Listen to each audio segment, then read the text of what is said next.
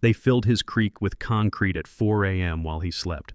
6 months later, their million-dollar homes are drowning in a swamp of their own making. The putrid smell of stagnant marsh gas burns your nostrils as water slaps against half-submerged BMWs and Range Rovers. This isn't some natural disaster. This is what happens when a corrupt HOA president thinks she can destroy a man's family legacy and get away with it. Meet Garrett Thornfield. Quiet veteran, retired engineer, just wanted to preserve the creek his grandfather left him. But when HOA Queen Vivian Blackstone decided his property was worth more than his rights, she made one fatal mistake. She forgot that the man she was screwing with built levees for the Army Corps of Engineers. He knows exactly what happens when you mess with water flow. Spoiler alert, Mother Nature always wins, and she just sent Vivian a 6-figure bill. What would you do if your HOA tried to destroy your family's 40-year homestead? Drop a comment and tell me where you're watching from. I bet half of you have your own HOA horror stories. Let me introduce you to Garrett Thornfield, 52 years old, graying beard, hands that know real work. He inherited 5 acres of pure Tennessee paradise from his grandfather, complete with a natural creek that's been flowing since before anyone thought to slap an HOA covenant on anything. Every morning for the past 3 years, since his divorce, Garrett would sit on his back porch with black coffee and a chipped Army mug. The creek babbled like an old friend sharing secrets, cool mist rising off the water as herons picked their way through the shallows. This wasn't just property to him. This was healing. His grandfather had taught him everything about that creek, how the spring floods carved new channels, where the native trout spawned, why the old-growth oaks leaned just so over the deepest pools. Back then, his grandfather had been smart enough to register water rights with the county, something Garrett only appreciated years later when he learned how property developers try to circumvent grandfather clauses by claiming abandonment if you can't prove continuous use. Then the McMansion Brigade arrived. Vivian Blackstone moved in 3 years ago with her corporate lawyer husband and a real estate development background that should have been everyone's first red flag. Picture this: 45 years old, bleached blonde hair in a helmet that could deflect bullets, fake Southern accent, thick as molasses. The kind of woman who says, "Bless your heart," like she's planning your funeral. She won HOA president by promising to elevate property values and maintain community standards. When what the neighbors didn't know was that Vivian's previous HOA in Georgia had mysteriously acquired 3 problematic properties through forced sales before she moved to Tennessee. The first sign of trouble came on a Tuesday morning. Garrett was replacing rotted deck boards when he heard heels clicking on his gravel driveway. The sound cut through the peaceful morning like fingernails on a chalkboard. "Good morning," Vivian chirped, clipboard clutched like a weapon. "I'm Vivian Blackstone, your HOA president. We need to discuss your water situation." Garrett straightened up, nail gun still in hand. "What water situation?" "Well," she said, her smile stretching tight as plastic wrap, "several neighbors have expressed concerns about that swamp water creating mosquito problems. Surely you understand how standing water affects property values?"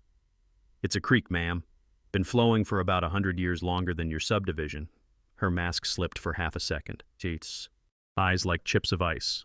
"Well, we'll just see about that." Within a week, a city inspector showed up. Turned out he was Vivian's golf buddy. Funny how that works. During his Army days, Garrett had seen enough corrupt officials to know the playbook. They always send the neutral government employee first to make harassment look official. "Sir, I'm afraid this standing water violates City Ordinance 347.2 regarding stagnant water breeding grounds." Garrett disappeared into his house and returned with a manila folder thick as a phone book. "Here's my grandfather's water rights documentation from 1962. Creek's been legally flowing since before this was farmland." The inspector's face went 3 shades of red as he flipped through surveyor maps, water flow studies, and grandfather clauses that predated every ordinance in the book. The papers crinkled like autumn leaves as his confident authority crumbled. "Well, appears everything's in order here." But Garrett noticed the inspector taking photos of his property lines before leaving, and that night, strange vehicles started cruising past his place. Slow passes, tinted windows, the kind of surveillance that makes your skin crawl. His mail started getting lost. Neighbors who used to wave began avoiding eye contact. The friendly guy at the hardware store suddenly couldn't make conversation. Garrett had been through enough military bureaucracy to recognize a coordinated campaign when he saw one. Someone wanted him gone, and they weren't planning to ask nicely. He'd seen this exact pattern in Iraq when local officials wanted to force out inconvenient landowners. He installed motion sensor cameras that weekend. Call it paranoia, but 30 years in the Army teaches you that when people start acting strange, trouble's coming fast. What he didn't know was that Vivian had already held 3 emergency HOA meetings about his problematic non-compliance. She was building a case, gathering allies, and preparing for war. The creek kept flowing, indifferent to human scheming. But Garrett could feel storm clouds gathering. The morning mist seemed heavier now, like the air itself was holding its breath. Vivian wasn't the type to accept defeat gracefully. Within 48 hours of the inspector's embarrassing retreat, she launched what Garrett would later recognize as a classic pincer movement, attack from multiple angles until something breaks. First came the county complaint about unsanitary conditions. Vivian hired a private water testing company, conveniently owned by her husband's law partner, to analyze Garrett's creek for potential health hazards. When the results came back cleaner than most municipal water supplies, that report mysteriously disappeared into a filing cabinet. Instead, Vivian started working the neighborhood barbecue circuit. The smell of charcoal and lighter fluid couldn't mask the toxic whispers she spread from picnic table to picnic table. "I'm just concerned about the children," she'd say, voice dripping with fake maternal concern. "You know how standing water breeds disease." But Garrett's real wake-up call came at 5:47 a.m. on a Thursday morning. The deep rumble of diesel engines and the harsh beeping of backup alarms shattered the peaceful dawn like a sledgehammer through church windows. Garrett stumbled outside in boxer shorts and work boots to find 3 concrete trucks lined up at the edge of his property. Workers in hard hats were unloading equipment, setting up forms, preparing to dump concrete directly into his creek bed. The foreman, a thick-set guy with tobacco-stained teeth, waved a clipboard like it was a legal document. "Sorry about the early start, buddy. Got a work order from the city. Got to channel this water for flood control." Garrett's training kicked in faster than his caffeine-deprived brain. During his core days, he'd seen contractors try this exact scam in flood zones, create an emergency situation, then bill the government for unnecessary concrete work. The key was always to start before anyone could verify the paperwork. "Hold up, let me see those permits." The foreman's confident swagger deflated like a punctured tire. Permits are back at the office." Garrett pulled out his phone and dialed City Hall directly, putting it on speaker. After 3 transfers and 5 minutes of hold music, the truth emerged. No work orders existed. No permits had been issued. Someone had hired these trucks with private money and fabricated the whole emergency. That's when Vivian emerged from the tree line like a bad actress missing her cue. Her designer jogging outfit looked freshly pressed, the kind of exercise wear that had never seen actual sweat. "Oh my. There must be some terrible confusion," she gasped, hand to her chest in mock surprise. "I had no idea anyone was working here today." Garrett kept his phone recording as he looked her dead in the eye. "Funny thing about the Clean Water Act, any work in navigable waters requires Section 404 permits from the Army Corps of Engineers. Violations carry federal criminal penalties." He'd learned that regulation by heart during his service, and it had saved more than one wetland from greedy developers. The workers started eyeing each other nervously. Federal crimes weren't worth their hourly wage. "And since I used to write those permits for a living," Garrett continued, his voice steady as granite, "I know exactly who to call at the Nashville district office." Vivian's Southern Belle mask cracked completely. For just a moment, her real face showed through, cold, calculating, and absolutely furious at being outmaneuvered. "Well, I'm sure this is all just a misunderstanding," she said through gritted teeth. "Boys, perhaps we should reschedule once we have all the proper documentation." The concrete trucks rumbled away, leaving deep tire ruts in the mud and the acrid smell of diesel exhaust hanging in the morning air. But Garrett noticed something else. Surveyor stakes placed around his property perimeter. Fresh orange flags marking boundaries he'd never authorized anyone to survey. Within hours, the retaliation began. His property tax assessment mysteriously jumped 400%, from $180,000 to $720,000. The county claimed his waterfront property had been significantly undervalued and required immediate reassessment. A coincidence, surely. Then animal control showed up with complaints about his dog. Rex, a 12-year-old golden retriever who spent most days sleeping on the porch, was suddenly a public nuisance, creating excessive noise disturbances. Anonymous neighbors had filed reports claiming Rex barked continuously between midnight and dawn. Anyone who'd ever met Rex knew he was too lazy to bark at intruders, much less maintain a midnight serenade schedule. Next came the permit delays. Garrett had been planning to replace his rotting front steps, a simple project requiring a basic building permit. Suddenly, his application faced additional review periods and compliance questions that dragged on for weeks. The sound of lawnmowers became a psychological weapon. Neighbors started cutting grass at 6 a.m. and 10 p.m., the engines growling like mechanical harassment. But here's where Vivian made her first major mistake. In her rush to coordinate the concrete truck ambush, she'd used her husband's law firm letterhead to contact the concrete company. A simple internet search revealed that Blackstone & Associates represented the concrete contractor in multiple legal matters. This wasn't coincidence, this was conspiracy. Garrett filed the letterhead in his growing evidence folder and started researching HOA law. What he found would change everything. Vivian's next move came wrapped in legal letterhead and delivered by a sheriff's deputy who looked genuinely apologetic about the whole thing. "Sir, I'm required to serve you with this civil complaint. You've got 30 days to respond."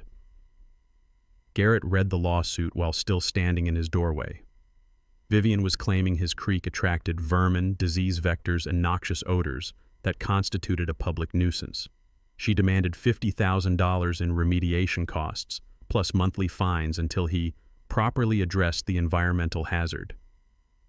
The legal papers felt heavy in his hands, heavier than their actual weight, like holding someone's calculated attempt to destroy your life. But Vivian wasn't done. She'd learned from the concrete truck fiasco that daylight operations left too much evidence. So she went nocturnal. Garrett's motion sensor cameras caught them at 2:47 a.m., three figures in dark clothing moving along his creek bank.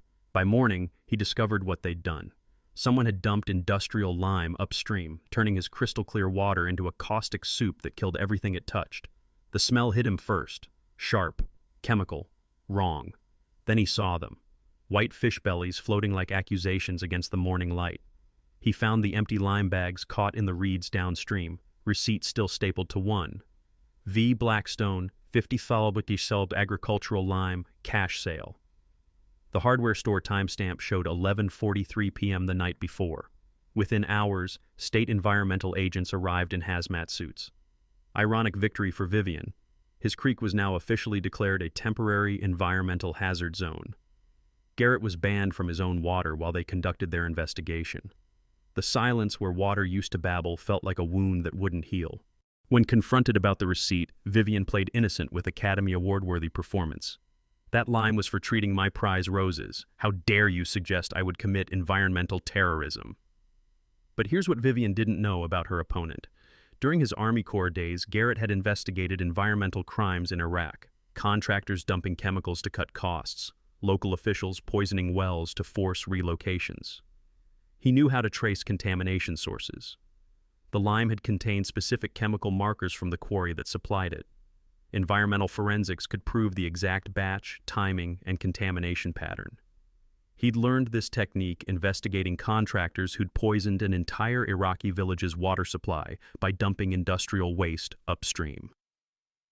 That's when his neighbor, Rosa Martinez, knocked on his door.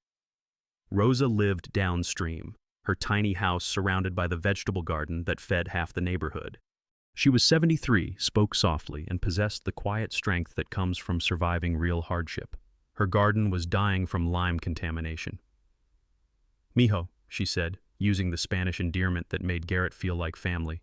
"I've been watching these people for months, taking pictures, writing down license plates. Vivian's been running a campaign against anyone who doesn't fit her country club vision." Rosa opened a manila envelope thick with documentation. Photos of late-night meetings in Vivian's driveway. Screenshots of next-door posts spreading rumors about undesirable elements in the neighborhood. Records of mysterious late-night vehicle visits to properties targeted for harassment. "She tried to get my grandson deported last month," Rosa said quietly. "Called ICE and claimed he was suspicious. He was born in Nashville." The evidence painted a clear picture. Vivian wasn't just targeting Garrett. She was systematically driving out anyone who didn't match her demographic preferences. But Vivian's real nuclear option was still coming. The HOA called an emergency meeting to impose a special environmental assessment on all non-conforming properties. The monthly fee, $2,000 for ongoing environmental monitoring and remediation.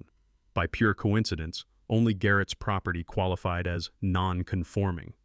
The legal basis was buried in page 27 of the original HOA covenant, a clause allowing special assessments for environmental hazards created by individual property owners. Most homeowners had never read past page 3. Here's where Garrett's military experience investigating fraudulent contracts paid off. He spent 3 days at the county recorder's office, pulling every document related to the subdivision's creation. What he found was explosive. His grandfather's property had been specifically excluded from the original HOA covenant. The legal description clearly stated, accepting the Thornfield family property as described in Deed Book 247, page 891, which shall remain outside HOA jurisdiction in perpetuity. His grandfather had been smarter than anyone realized. He'd negotiated that exclusion when the developer wanted to run sewer lines across his land in 1987. The developer needed the easement, so he agreed to exempt the property from all future HOA authority. Vivian's entire legal strategy was built on a foundation that didn't exist. The HOA had no authority over Garrett's property. Never had, never would. But when Garrett presented this evidence at the next HOA meeting, Vivian's response revealed just how desperate she'd become. "Those documents are obviously forged," she announced to the packed community center.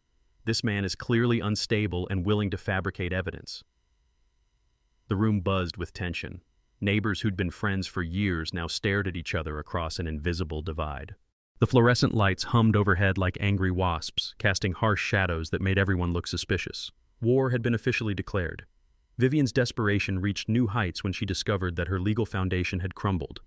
If she couldn't force Garrett out through HOA rules, she'd manufacture an emergency that bypassed all regulations. At 3:17 p.m. on a Tuesday, while Garrett was in town buying groceries, Vivian called the county emergency services with a breathless performance worthy of Broadway. "There's imminent flood danger," she sobbed into the phone. "That man's creek is about to overflow and destroy our homes. Our children could die." By the time Garrett returned home, his driveway was blocked by county excavators, dump trucks, and emergency vehicles. Workers in orange vests were preparing to pour concrete emergency channels directly through his property. The county supervisor, a harried man named Bill Crawford, waved Garrett away from the machinery. "Sir, you need to move your vehicle. We're implementing emergency flood mitigation under county authority. Property owner consent isn't required during declared emergencies." Garrett parked his pickup truck directly in front of the lead excavator. Engine running, hazard lights flashing, he wasn't moving for anybody. "Show me the flood," he said calmly. Crawford gestured toward the creek, which was flowing at normal levels under a sunny sky. Ma'am Blackstone provided meteorological data showing severe flooding risk. That's when Garrett pulled out his phone and opened the hydrological modeling app he'd used during his core days. Real-time data from weather stations, soil moisture sensors, and upstream gauge readings painted a clear picture. No rain forecast for weeks, soil conditions dry, water levels actually below seasonal averages. "Sir," Garrett said, his voice carrying the authority of 3 decades in flood management, "your emergency concrete channeling would create a hydraulic choke point that would flood every house upstream during the next heavy rain. You're about to cause the exact disaster you're trying to prevent." The county engineer, who'd been standing quietly in the background, stepped forward with a worried expression. "Bill, we should probably verify the hydraulic calculations before we start pouring concrete." From her perch on her deck, Vivian watched her emergency evaporate like morning dew. She gripped her wine glass so tightly her knuckles went white as bone. But Vivian had been busy building her next weapon while orchestrating the concrete drama. That evening, process servers appeared at Garrett's door with a restraining order. "Sir, you're prohibited from approaching within 200 feet of Vivian Blackstone or making any threatening communications." The supporting affidavit painted Garrett as an unstable veteran with anger management issues who had stalked and intimidated Vivian during their confrontation at the excavator incident. She claimed he'd made veiled threats and exhibited dangerous behavioral patterns consistent with PTSD episodes. Local news picked up the story that same night. Neighborhood feud turns ugly. Military veteran accused of harassment campaign. Vivian played the victim with Oscar-worthy skill, appearing on camera in a delicate floral dress, dabbing her eyes with tissues. "I'm just trying to protect our children and property values. This man seems so angry, so volatile. We're all frightened." The reporter ate it up. "Are you concerned about escalation?" "I pray it doesn't come to that," Vivian whispered, then looked directly into the camera. "I just want peace in our neighborhood."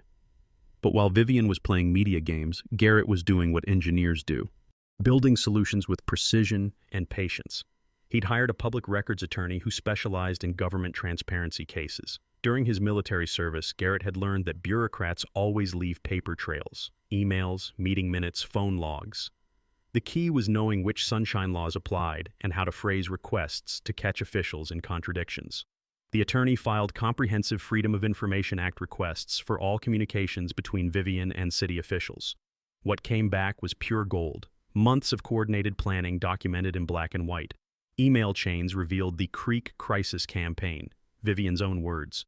Budget spreadsheets allocated funds for Thornfield property acquisition. Meeting minutes from private sessions discussed strategies for removing the problematic non-conforming resident. The smoking gun was a recorded voicemail Vivian had left for the mayor. "Bill, we need that veteran gone by whatever means necessary. The resort development can't proceed with him sitting in the middle of our site plan." Resort development. There it was, the real motive behind everything. Garrett's attorney dug deeper and discovered Vivian's shell company had been quietly purchasing distressed properties around the subdivision. The plan was massive: demolish existing homes, consolidate land, build a luxury resort complex. Garrett's Creek property sat right in the center of the proposed development.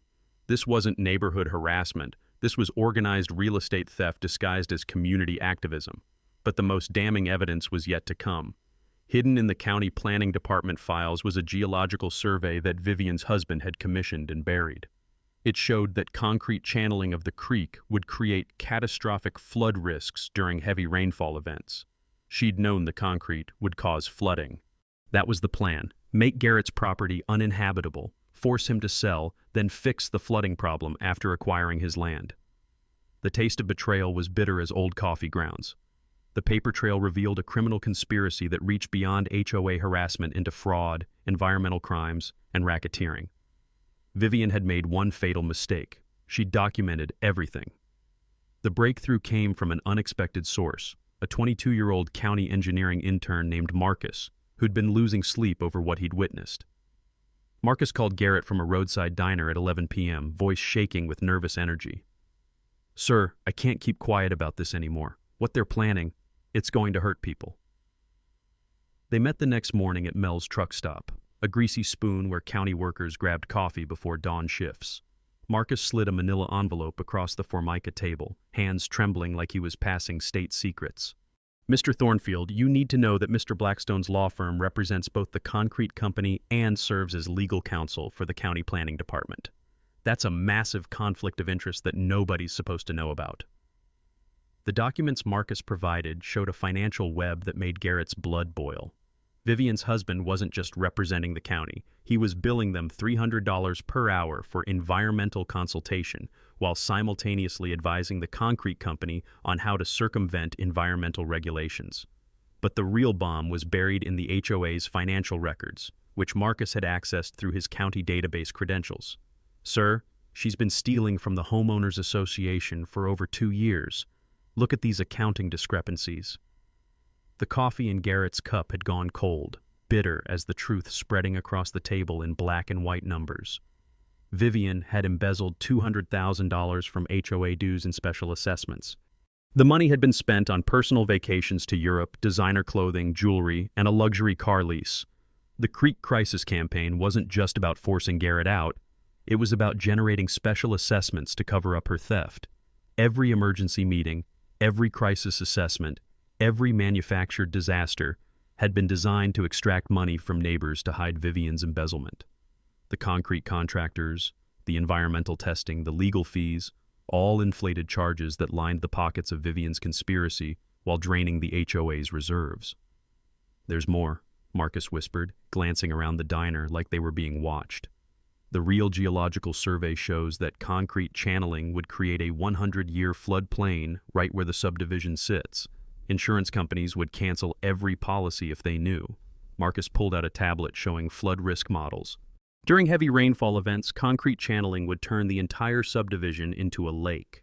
Every home would be uninhabitable. Every mortgage would be underwater, literally. She knew this would happen, Garrett said, pieces clicking into place. The flooding isn't an accident, it's the endgame.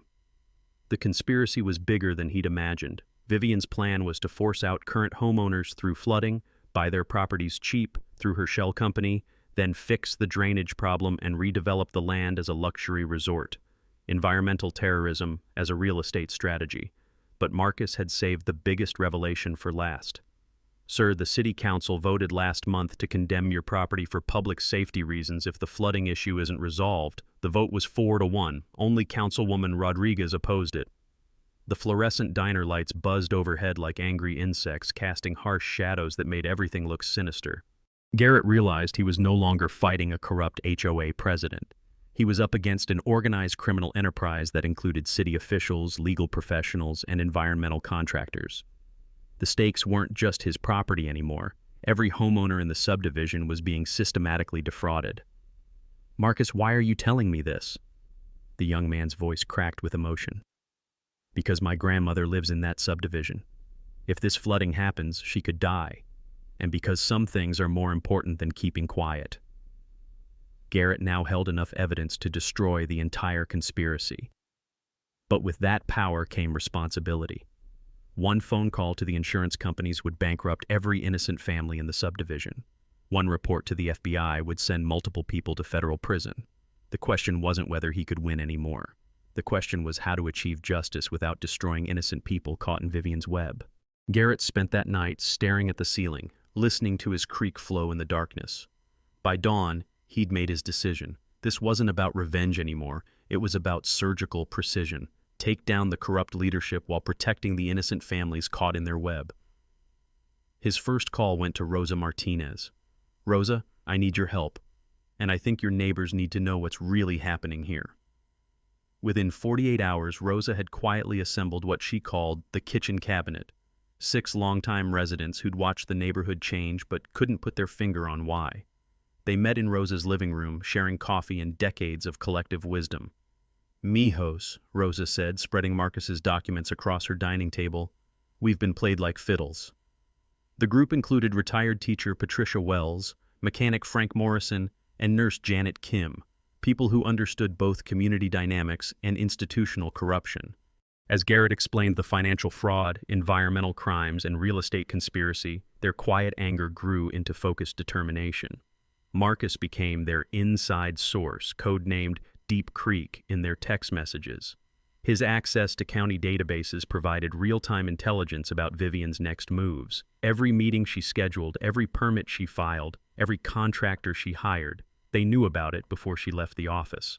Garrett's next recruit was environmental attorney Sarah Olivia, who'd made her reputation destroying corporate polluters in Tennessee's coal country. When Garrett explained the Clean Water Act violations and conspiracy to commit environmental terrorism, her eyes lit up like Christmas morning. Mr. Thornfield, she said, leaning forward in her downtown office. I've been waiting 30 years for a case this righteous, and the pro bono work will make excellent publicity for my practice. Sarah brought the legal firepower they needed. RICO conspiracy charges for the racketeering, federal environmental crimes for the lime dumping and illegal channeling attempts, civil rights violations for the targeted harassment, and state embezzlement charges with mandatory restitution. But their secret weapon was hydrologist Dr. James River from Vanderbilt University, who specialized in urban flood management. When Garrett showed him the suppressed geological survey, Dr. River's academic objectivity gave way to professional outrage. This is criminal negligence, he said, studying the flood models. Concrete channeling in this watershed would create a hydraulic dam effect. During a 10-year storm event, water would back up and flood everything within a mile radius. During a 50-year event, people could die. Dr. River agreed to serve as expert witness and provide flood risk analysis that would be impossible for Vivian's hired consultants to refute. Their strategy unfolded in 3 phases. Phase 1. Documentation and evidence preservation. Every conversation recorded, every document photographed, Every financial transaction traced. Garrett had learned from his military intelligence days that criminal conspiracies collapse when defendants realize how much evidence exists against them. Phase 2. Legal pressure through multiple channels. Sarah filed federal environmental violations with the EPA, state fraud charges with the Tennessee Bureau of Investigation, and civil rights complaints with the Department of Justice. The goal wasn't immediate prosecution. It was forcing Vivian's co-conspirators to choose between loyalty and self-preservation. Phase 3. Public exposure through community education. Rather than destroying property values with insurance revelations, they would present the evidence at a public town hall and let homeowners make informed decisions about their own safety. The technical preparation was meticulous. Garrett created a digital archive with cloud backup, organized chronologically with legal indexing. Every photo, email, recording, and document was cataloged with timestamps and chain of custody documentation that would hold up in federal court. They established secure communications using Signal app with disappearing messages and met only in public places with witnesses. Rosa's grandson, a computer science student, helped set up encrypted file sharing and taught the older members basic digital security. The smell of Rosa's fresh tortillas and strong coffee became their war room atmosphere, comfort food fueling their righteous anger. Sarah's legal research revealed that Vivian's embezzlement qualified for enhanced penalties under Tennessee's breach of fiduciary duty statutes because she'd stolen from elderly and disabled homeowners on fixed incomes. The federal charges carried potential prison sentences of 15 to 20 years. But their psychological strategy was even more sophisticated. Rather than attacking Vivian directly, they began documenting every lie she'd told, every promise she'd broken, every manipulation she'd used. The goal was to present irrefutable evidence that would make her own supporters abandon her. Dr. Rivers' flood analysis became their trump card. His computer models showed that during a moderate rainfall event, Vivian's concrete channeling would flood not just the subdivision, but the elementary school, senior center, and fire station downstream. The liability exposure would bankrupt the county. Marcus provided intelligence about the upcoming city council vote to condemn Garrett's property. The meeting was scheduled for Thursday night, with minimal public notice and maximum media attention. Vivian planned to pack the audience with supporters and ambush Garrett with a coordinated attack. Perfect. Let her choose the battlefield. Garrett had been waiting months for the chance to present his evidence in front of witnesses, cameras, and elected officials who couldn't walk away from the truth. The taste of victory was already sweet as Rosa's homemade flan. Vivian's desperation transformed into something darker when she realized her legal strategies were crumbling. If she couldn't beat Garrett through official channels, she'd resort to intimidation that crossed every line of civilized behavior. The private security guards appeared on a Monday morning, 2 ex-cops in tactical gear driving a black SUV with tinted windows. They made slow passes by Garrett's property every hour, stopping to check their phones directly in front of his driveway while staring at his house with obvious menace. The sound of their diesel engine idling became a psychological weapon, a mechanical heartbeat of implied violence that made the peaceful morning air feel thick with threat. Rosa Martinez discovered the escalation firsthand when she found her car tires slashed in the Kroger parking lot. 4 perfect cuts, too precise to be vandalism. Security footage from the grocery store showed the black SUV circling her vehicle twice before the cameras mysteriously malfunctioned for exactly 12 minutes. "They want us scared," Rosa told Garrett, her voice steady despite the shaking in her hands. "My daughter wants me to stay with her in Nashville until this is over." "Don't let them win by making you run," Garrett replied. "But we need to document everything. Fear is their weapon, but evidence is ours." The intimidation campaign expanded systematically. Frank Morrison's mechanic shop lost 3 longtime customers after anonymous complaints about his work quality. Patricia Wells received middle-of-the-night hang-up calls that stopped exactly when her caller ID activated. Janet Kim's nursing supervisor was contacted with concerns about her mental stability affecting patient care. But Vivian's nuclear option came disguised as generosity. Garrett received a dinner invitation to Blackstone's Country Club, thick cardstock, gold embossing, the works. When he arrived at the private dining room, Vivian's husband waited alone at a mahogany table, briefcase positioned strategically beside his chair. "Garrett, may I call you Garrett? I think we've gotten off on the wrong foot here." Richard Blackstone looked like Central Casting's idea of a corrupt lawyer. Silver hair, expensive suit, smile that never reached his eyes. He gestured to the briefcase with practiced casualness. "I'm prepared to offer you $500,000 cash for your property. Market value plus a very generous premium for your inconvenience." The briefcase clicked open, revealing neatly stacked bills. Not a check, not a wire transfer, cash that couldn't be traced through banking systems. "Think about your future, Garrett. You're not a young man. Accidents happen to stubborn people who don't know when to take a good deal." The mahogany table felt cold under Garrett's palms as the implied threat hung in the air like cigar smoke. What Richard didn't know was that Garrett wore a wire provided by FBI agent Jennifer Walsh, who'd opened a federal corruption investigation based on Sarah Olivia's evidence packages. Every word was being recorded through a device smaller than a quarter, sewn into his shirt collar by Rose's skilled seamstress hands. "Mr. Blackstone," Garrett said carefully, "are you suggesting something bad might happen to me if I don't sell?" "I'm suggesting that life is unpredictable. Creek flooding, house fires, car accidents, so many variables in a man's daily routine." Perfect. The FBI would love that recording. But Vivian wasn't finished with her scorched earth campaign. The next attack targeted Garrett's reputation through social media warfare that would make political operatives proud. Anonymous profiles appeared overnight across Facebook, Nextdoor, and local forums, all spreading the same coordinated lies. Garrett was a sex offender, dishonorably discharged from the military, involved in drug trafficking, dangerous to children. The posts were sophisticated enough to avoid obvious legal liability while devastating enough to destroy a man's standing in his community. Local businesses began refusing his service. The hardware store owner apologetically explained that several customers had expressed concerns about Garrett's presence making them uncomfortable. The diner where he'd eaten breakfast for 3 years suddenly had no available tables when he arrived.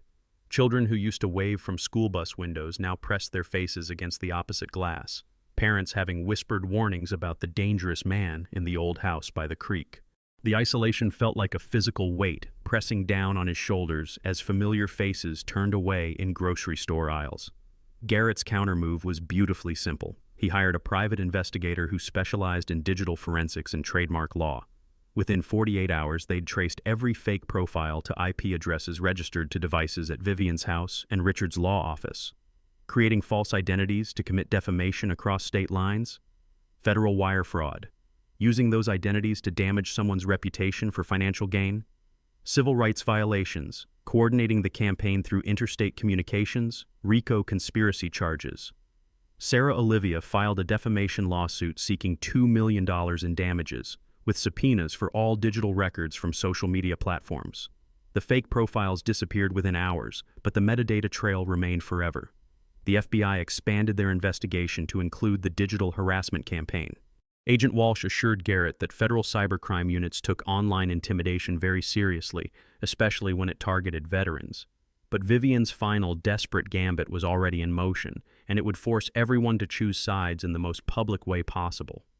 Vivian's desperation reached psychotic levels when she realized the FBI was closing in. If she was going down, she'd take Garrett with her through the oldest trick in the corrupt playbook, the false flag operation. At 2:33 a.m. on a Wednesday, Garrett's truck was found parked outside Vivian's house. Her garage door was spray-painted with crude threats, "Leave or die" and "Creek killer bitch" in dripping red letters that looked like something from a horror movie. 3 windows were shattered. Her prized rose garden was destroyed. Security cameras that normally recorded everything had mysteriously malfunctioned between 2:15 and 2:45 a.m., exactly the window when the vandalism occurred. The morning air smelled of fresh paint and broken glass, a crime scene manufactured with Hollywood precision. Sheriff's deputies arrested Garrett at his kitchen table while he drank morning coffee and read the newspaper. The evidence seemed overwhelming: his truck at the scene, his motive established through months of public conflict, his unstable veteran profile fitting the violent escalation. "Sir, you're under arrest for criminal vandalism, making terroristic threats, and stalking." But Garrett's alibi was titanium-plated. The night of the vandalism, he'd been at Rose's house for her grandson's birthday party, surrounded by 6 witnesses, including retired Judge Harold Morrison and Police Captain Wesley Torres. His phone's GPS data showed he'd never left Rose's property between 8 p.m. and 6 a.m. Ring doorbell cameras from 3 neighbors confirmed his truck remained parked in Rose's driveway all night. Text messages time-stamped throughout the evening proved he'd been present and alert, not sneaking around vandalizing property. The charges evaporated within 12 hours, but the real revelation came from an unexpected source. Mrs. Eleanor Jameson lived next door to Vivian and suffered from chronic insomnia that kept her watching late-night television by her front window. What she saw at 2:20 a.m. would destroy Vivian's credibility forever. "I watched that woman throw rocks at her own windows," Mrs. Jameson told the investigating detective with the moral authority of a Methodist Sunday school teacher. "She spray-painted her own garage, then drove that man's truck back to wherever she'd stolen it from." Security footage from the country club entrance showed Vivian's Mercedes leaving at 1:47 a.m. and returning at 2:52 a.m. The timeline matched Mrs. Jameson's testimony perfectly. Vivian had orchestrated the entire false flag operation herself. Insurance fraud, false police reporting, evidence tampering, grand theft auto. The charges against Vivian multiplied faster than compound interest, but the frame job backfired spectacularly in ways Vivian never anticipated. The investigation revealed she'd filed 3 previous insurance claims for vandalism at properties she'd owned in Georgia and Florida. Each claim coincidentally occurred just before she sold the properties at inflated prices to buyers who weren't told about the crime problems. The pattern was clear. Vivian used fake vandalism to justify insurance payouts and property sales. She was a serial insurance fraudster who'd been operating across multiple states for years. Meanwhile, the financial pressure was crushing both sides. Legal bills had consumed Vivian's liquid assets, forcing her to liquidate investments and jewelry to pay her army of lawyers.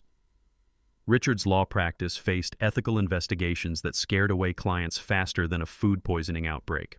Garrett's military pension covered his legal costs, but barely. The community fund Rosa had organized helped, but every day brought new expenses. Sarah Olivia worked mostly pro bono, but expert witnesses, forensic accountants, and private investigators weren't cheap. The stress was showing on everyone.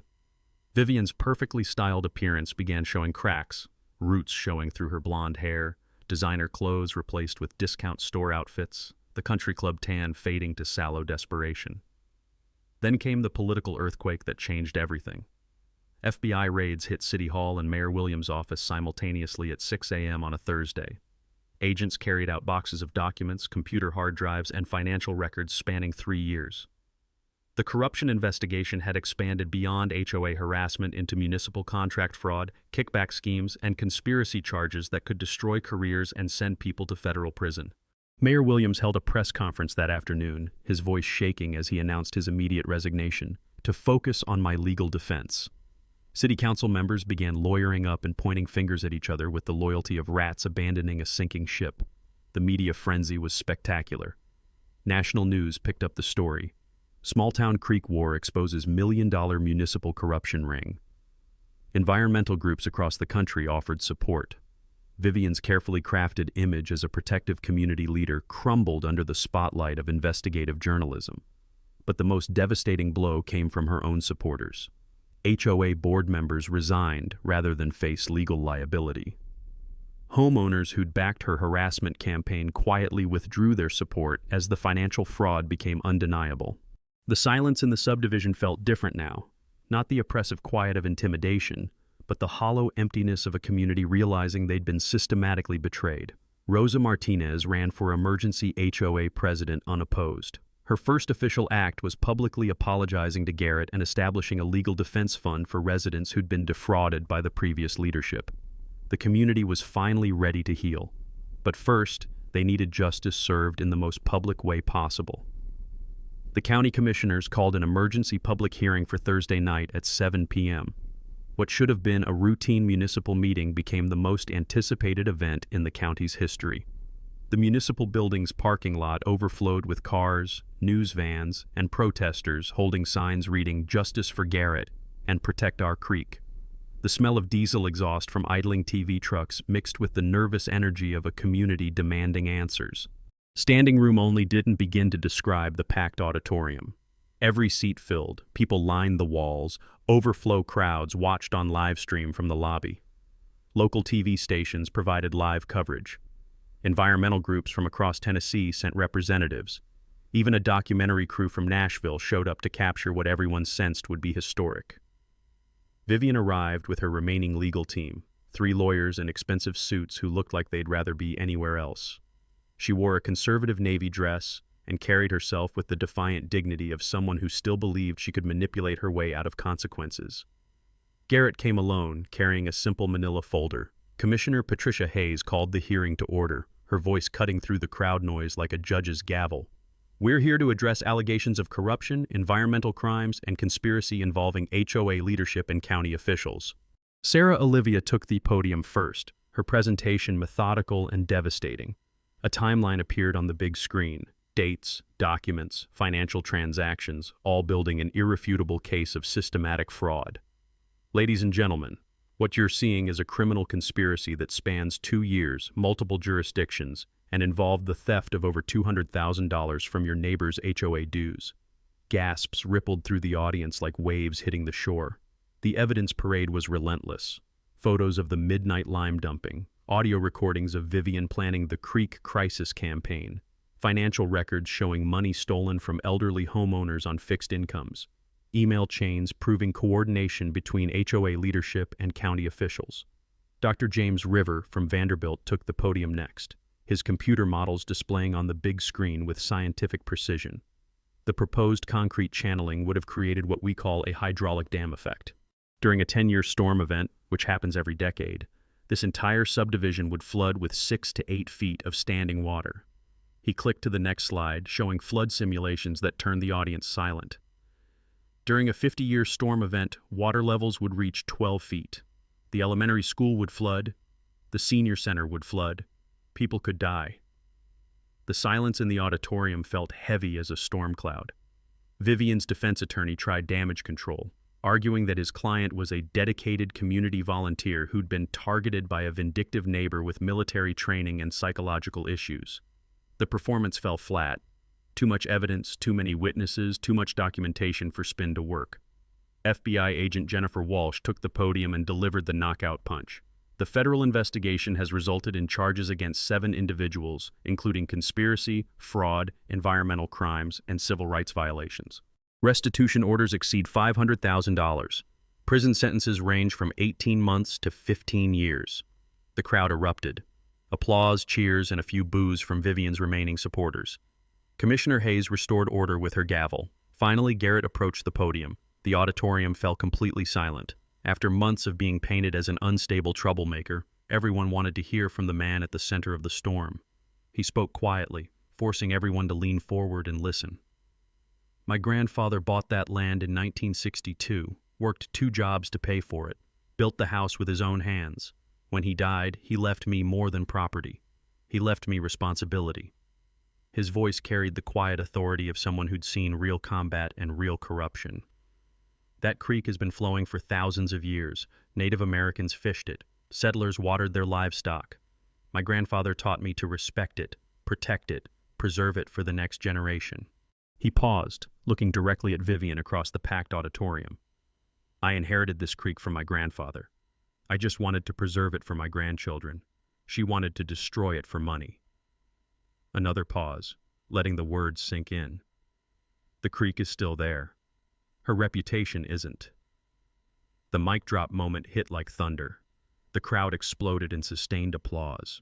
People stood, cheered, whistled. Even some commissioners smiled. Vivian stared at her hands, her facade completely shattered. Commissioner Hayes called for the formal vote. "All in favor of revoking subdivision permits pending environmental compliance review?" Unanimous. "All in favor of establishing permanent environmental protection for Thornfield Creek?" Unanimous. "All in favor of removing Vivian Blackstone from HOA leadership effective immediately?" Unanimous. "Criminal referrals to the district attorney and federal prosecutor?" Unanimous. As the commissioners voted, FBI agents moved through the crowd toward Vivian's table. The timing was perfect. Arrest her in front of the entire community she'd tried to defraud. "Vivian Blackstone, you're under arrest for conspiracy, fraud, and environmental crimes." The sound of handcuffs clicking echoed through the silent auditorium like the closing of a book. The perp walk past TV cameras and shocked neighbors was the final image of Vivian's reign of terror. No more fake Southern charm, no more manufactured victim persona, just a criminal in handcuffs facing federal prison. The crowd gave Garrett a standing ovation that lasted 5 full minutes. Justice moved swiftly once the evidence was public. Vivian pleaded guilty to federal conspiracy charges 3 months later, accepting an 18-month federal prison sentence and $500,000 in restitution rather than face trial on charges that could have sent her away for decades. Richard Blackstone was disbarred by the Tennessee Bar Association and faced his own federal charges. The concrete company lost all government contracts and paid environmental fines that bankrupted their operation. Mayor Williams resigned in disgrace, his political career ending in handcuffs and federal indictments. The morning Vivian was sentenced, Garrett sat on his porch with his coffee, listening to his creek babble with the peaceful satisfaction of justice finally served. The community healing began immediately. Rosa Martinez's election as HOA president brought a new philosophy: actual community service instead of petty power games. Property values stabilized once proper flood insurance was restored. Neighbor relationships slowly rebuilt through shared trauma and collective determination to never let corruption take root again. The creek became the centerpiece of redemption.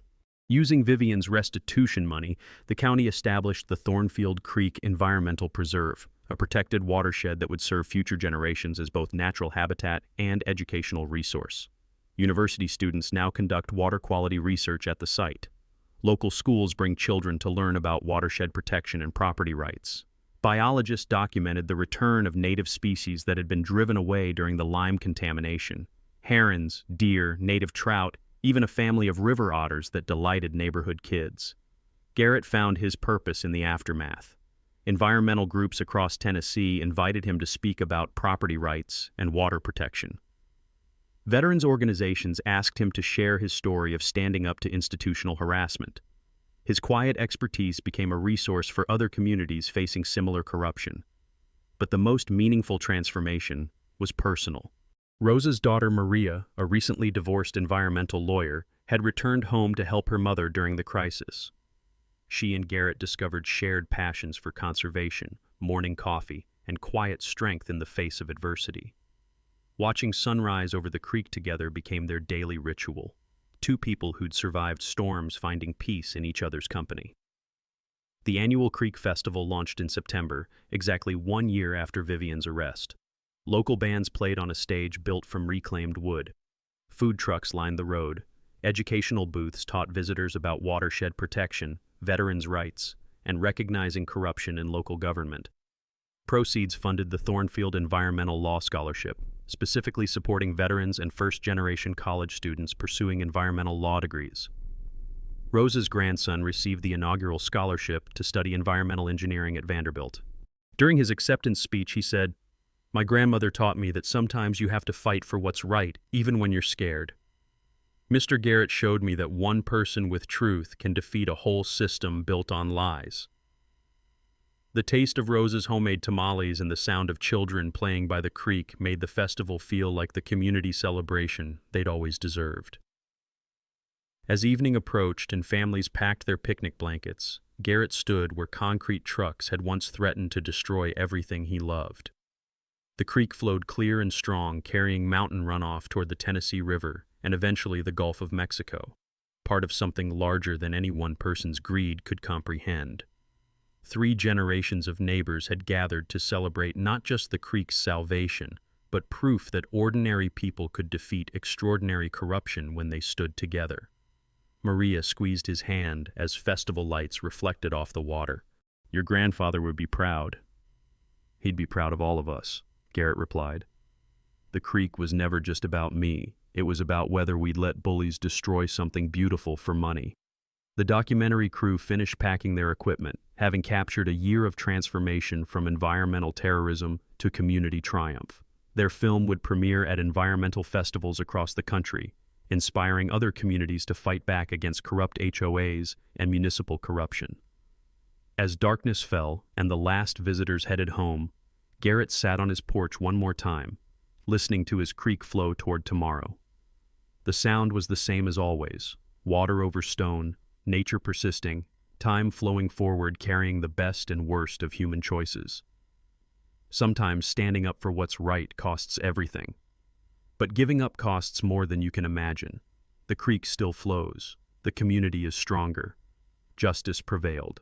Share your HOA nightmare story in the comments below. Subscribe for more stories where the little guy wins against impossible odds. Ring that notification bell. You won't want to miss what happens when a city tries to use eminent domain to seize a veteran's farm for a shopping mall. The farmer had one trick that stopped bulldozers in their tracks.